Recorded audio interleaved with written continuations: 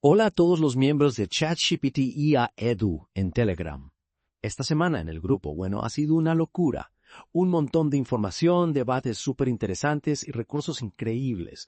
Prepárense porque nos vamos a sumergir en lo más destacado. Desde las últimas herramientas de IA hasta las cuestiones éticas que plantean en la educación. Lo que más me ha llamado la atención, sin duda, es la cantidad de experiencias que ha compartido la gente sobre las herramientas. Experiencias buenas y malas. Totalmente. Por ejemplo, Juanjo de Haro contaba, ¿te acuerdas? Sus problemas con Notebook LM. Ah, sí. Imagínate. De repente los podcasts que generaba con su cuenta habitual de Google, pues empezaron a sonar, ininteligibles. Diálogos sin sentido. Qué raro. Lo curioso es que al cambiar de cuenta, Notebook LM volvía a funcionar perfectamente. ¿En serio? Sí, ¿qué nos dice esto, no? Sobre la integración de estas herramientas con las plataformas. ¿Un fallo puntual o algo más? Es un caso que desde luego nos hace pensar. Recuerdo que Cresin se preguntaba si sería un límite de uso, un simple error, o si la IA, en su afán por ser original, se le iba de las manos. Claro. Lo que está claro es que este tipo de inconsistencias pueden ser frustrantes, ¿verdad? Especialmente cuando estás aprendiendo a usar una herramienta nueva. Sí. Y hablando de herramientas nuevas, menudo revuelo con Gemini. Francine comentaba que los GPTs están dando problemas últimamente y especulaba con la posibilidad de que OpenAI esté haciendo cambios de cara a GPT-5.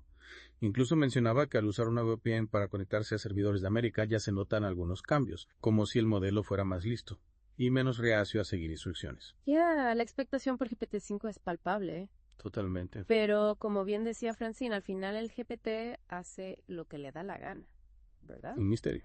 Y hablando de GPTs, GPTs añadía que muchas de las técnicas avanzadas de prompting que usábamos antes para obligarlos a hacer ciertas tareas, pues podrían estar ahora integradas de forma nativa en los modelos más recientes, cosas como Zero Shot, Few Shot, Kusan o Reflection. Claro, es lógico si pensamos en la rápida evolución de estas herramientas. Lo que antes requería prompts complejos, ahora lo puede gestionar la IA automáticamente. Incluso JC nos contaba lo de los problemas de lógica, que antes eran imposibles de resolver para la IA y que ahora son pan comido gracias a técnicas como reflexión, que básicamente consiste en hacer que el modelo reflexione sobre su propia respuesta para mejorarla. Es fascinante ver cómo la IA está aprendiendo a optimizar sus propios procesos, ¿no? Estamos ante una nueva era de la inteligencia artificial. Es una pregunta que sin duda nos debemos plantear. Pero no todas las opiniones sobre las nuevas herramientas son positivas, ¿eh? Claro. Chema Falcó compartía la crítica de Ramón López de Mántaras, pionero de la IA en España y Europa, que calificaba a ChatGPT, Grok y DeepSeek como loros estocásticos. Los estocásticos. Suena un poco fuerte, ¿no? ¿A qué se refiere exactamente? Pues la crítica de López de Mántaras, que ha generado un debate intenso en el grupo, cuestiona la capacidad de razonamiento real de estos modelos. Argumenta que a pesar de su aparente sofisticación, estas IAs se basan en la construcción de respuestas mediante leyes probabilísticas, sin llegar a comprender realmente el significado de lo que expresan. Entiendo. Es como si imitaran el lenguaje humano sin entenderlo de verdad, ¿no? Exacto. Y esa es la esencia de la crítica. Pero no es eso lo que hacen los loros. Repiten lo que oyen sin comprenderlo. Exacto. Ya. Juanjo de Haro, por ejemplo, consideraba esta crítica poco objetiva. Argumentaba que la IA ya realiza tareas que los humanos no podemos hacer y que calificarla de loro estocástico es denigrar su potencial. Es un debate complejo, sin duda. Sí. Por un lado vemos que la IA está logrando resultados increíbles en áreas como la traducción o la generación de texto, pero por otro la crítica de López de Mántaras nos recuerda que la verdadera comprensión y el razonamiento complejo, siguen siendo un desafío para la IA. ¿Cómo crees que este debate impacta en el ámbito educativo, donde la IA se está introduciendo a pasos agigantados? Es una pregunta clave. Y precisamente uno de los temas que más ha generado controversia en el grupo es el de la evaluación con IA. Ramón Besonías compartió un ejemplo práctico de cómo la utiliza para evaluar a sus alumnos, lo que desencadenó una cascada de comentarios, dudas y preocupaciones. Recuerdo que Miguel Ángel F. y Manel Suengas expresaron sus dudas sobre la legalidad y la ética de utilizar la IA para evaluar, especialmente a menores de edad. La protección de datos, la transparencia y la necesidad de un marco regulatorio claro fueron algunos de los puntos clave. Sin duda. Miguel Ángel insistía en la importancia de implicar a las familias y de ofrecer una formación adecuada al profesorado, porque la realidad en los centros educativos es muy diversa. Hay profesores que abrazan la IA con entusiasmo, mientras que otros la rechazan por completo o la ven como una amenaza. Claro, y esto nos lleva a otro punto importante. La experiencia de Sandra Fortanet con Brisk Teaching, una herramienta que utiliza IA para generar feedback a los alumnos. Sí. Comentaba que aunque la herramienta le ha ayudado a mejorar el tono de sus retroalimentaciones, algunos alumnos han expresado su desconfianza al percibir que el feedback está generado por una máquina. ¿Cómo se puede integrar la IA en la educación sin generar desconfianza? Es una pregunta fundamental. Necesitamos educar a los alumnos sobre la IA, no solo para que la utilicen correctamente, sino para que comprendan sus posibilidades y sus limitaciones. Totalmente.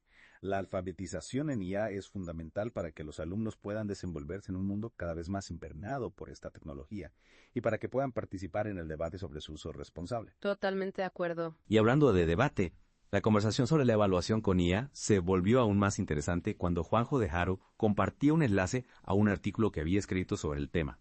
Analizaba la normativa europea, destacando los requisitos para garantizar una evaluación justa, objetiva y transparente. Hablaba de la necesidad de supervisión humana constante, la protección de datos y la posibilidad de revisión y apelación. Es un artículo que aporta mucha luz a un tema tan complejo como la evaluación con IA. Nos recuerda que aunque la IA puede ser una herramienta valiosa en la educación, su uso debe estar guiado por principios éticos y legales. Y por un diálogo constante entre todos los actores implicados: profesores, alumnos, familias e instituciones. Un diálogo que, como hemos visto en el grupo de Telegram, ya está en marcha. Y que sin duda seguirá dando mucho que hablar en los próximos años. Exacto. Y hablando del grupo, no podemos dejar de mencionar la increíble biblioteca digital que está creando Juanjo de Haro. Más de 200 documentos sobre IA en educación. Y ha añadido un GPT que genera resúmenes automáticos de cada documento.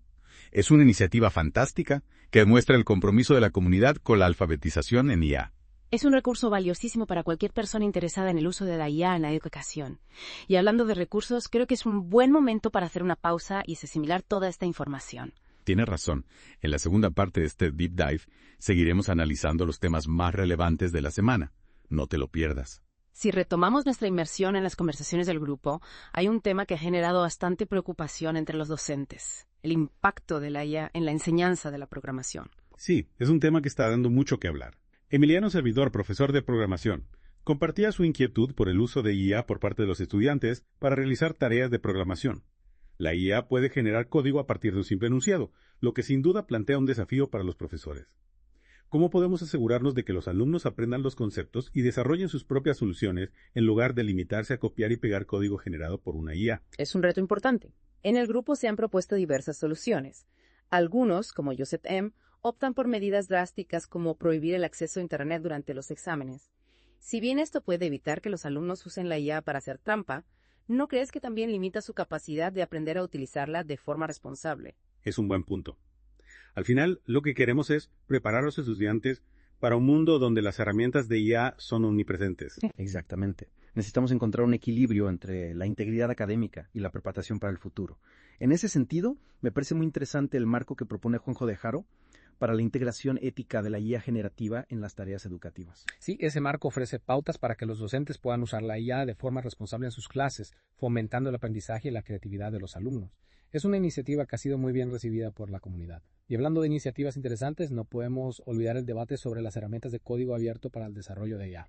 Ha habido mucha discusión sobre las ventajas del software libre frente al software propietario en este campo.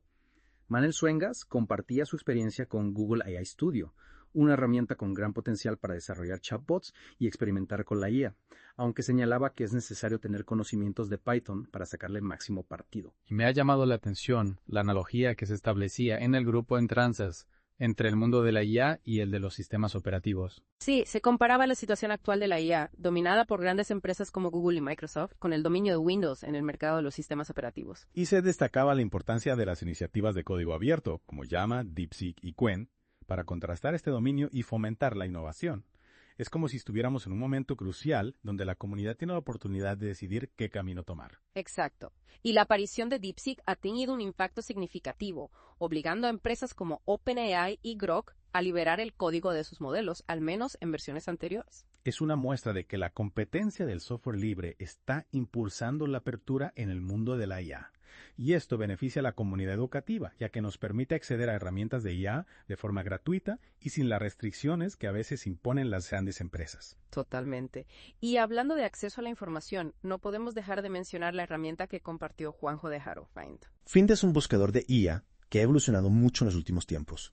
Juanjo destacaba algunas de sus características más avanzadas, como el razonamiento en cadena de pensamiento y la búsqueda profunda. Es una herramienta muy útil para explorar el potencial de la IA en la búsqueda de información. Sin duda. Y aunque las funciones más avanzadas son de pago, Find sigue siendo un recurso muy valioso. Y hablando de recursos valiosos, recordemos la experiencia de BAMK con Colab y Whisper. Cierto. BAMK nos contaba su éxito al utilizar estas herramientas para transcribir entrevistas de investigación cualitativa. Whisper, una herramienta de reconocimiento de voz de código abierto, ha demostrado ser una gran aliada para este tipo de tareas.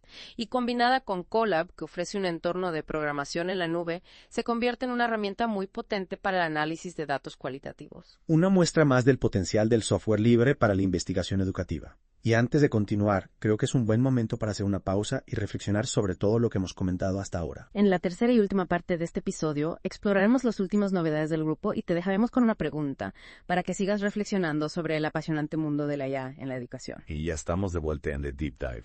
En esta última parte vamos a abordar un tema que ha generado mucha controversia en el grupo: el uso de la IA para la evaluación.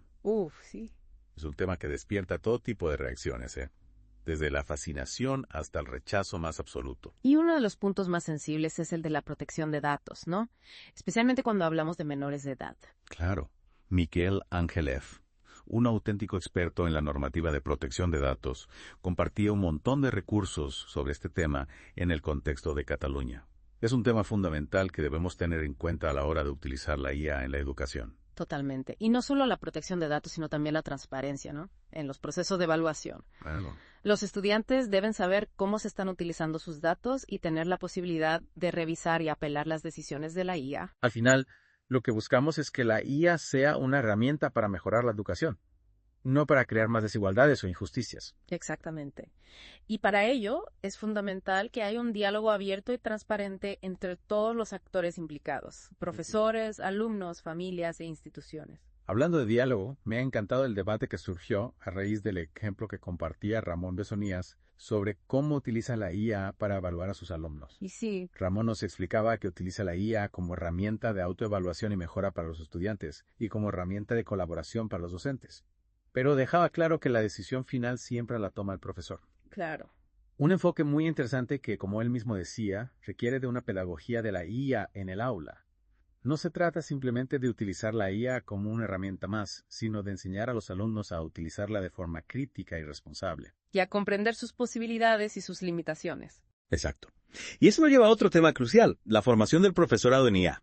Sandra Fortanet compartía su preocupación por la falta de formación y la incertidumbre que muchos docentes sienten ante el uso de la IA en la educación. Es fácil cometer errores o tener dudas sobre qué prácticas son éticas y legales. Claro, por eso es fundamental que las instituciones educativas ofrezcan una formación adecuada al profesorado en IA, que aborde no solo los aspectos técnicos, sino también los éticos, legales y pedagógicos. Y que fomente el diálogo y la colaboración entre los docentes, ¿no? Para que puedan compartir experiencias, dudas y buenas prácticas. Y hablando de buenas prácticas, me ha gustado mucho la reflexión de Miquel Ángelev sobre la necesidad de equilibrar la percepción de la IA en el centro educativo. Sí. Miquel Ángelev planteaba que es importante que tanto docentes como alumnos compartan una carga similar en el proceso de aprendizaje y que la IA no se perciba como una herramienta que beneficia solo a uno de los dos grupos. Es un buen punto. Una reflexión muy interesante que nos invita a pensar en cómo podemos integrar la IA en la educación de forma equitativa y justa para todos. Y para concluir este viaje por las conversaciones del grupo ChatGPT y IAU, me gustaría destacar la importancia de seguir aprendiendo y experimentando con la IA en la educación. Como bien decía Juanjo de Haro, la IA está en constante evolución, y lo que hoy nos parece innovador, mañana puede estar obsoleto. Totalmente. Por eso es fundamental que mantengamos una actitud abierta y curiosa hacia la IA, que sigamos explorando sus posibilidades y que estemos dispuestos a adaptarnos a los cambios y a compartir nuestras experiencias y aprendizajes con la comunidad educativa. Sin duda. Porque solo a través de la colaboración y el diálogo abierto podremos construir un futuro donde la IA se utilice para mejorar la educación para todos. Y con esta reflexión damos por concluida nuestra inversión en las conversaciones del grupo ChatGPT y IA. Esperamos que te haya resultado interesante y que te haya inspirado para seguir explorando el apasionante mundo de la IA en la educación. Nos despedimos con una pregunta para que sigas reflexionando. ¿Cómo podemos garantizar que la IA en la educación se utilice de forma ética, responsable y beneficiosa para todos? Hasta la próxima.